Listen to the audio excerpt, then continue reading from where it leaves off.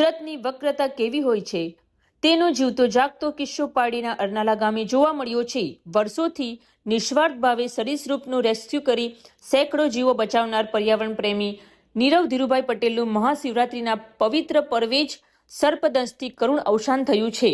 સામરપાડાના હનુમાન ફળિયામાં એક ઝેરી કોબરા દેખાતા નીરવભાઈ તેનું રેસ્ક્યુ કરવા પહોંચ્યા હતા। રેસ્ક્યુ દરમિયાન અચાનક કોબરાએ તેમને દંશ માર્યો હતો। ગંભીર હાલતમાં તેમને ધરમપુરની સાઈનાથ હોસ્પિટલ ખસેડ્યા હતા, પરંતુ ટૂંકી સારવાર બાદ આ સેવાભાવી યુવાને દમ તોડ્યો હતો। નીરવભાઈ પોતાના પરિવારના એકના એક પુત્ર હતા। કોઈ પણ સ્વાર્થ વગર અજગર હોય કે ઝેરી નાગ જોખમ ખેડીને તેને પકડી સુરક્ષિત જંગલમાં છોડનાર આ સ્નેક કિચરના નિધનથી સમગ્ર પંથકમાં જીવદયા પ્રેમીઓ અને ગ્રામજનોમાં ભારે ગમગીની છવાઈ ગઈ છે।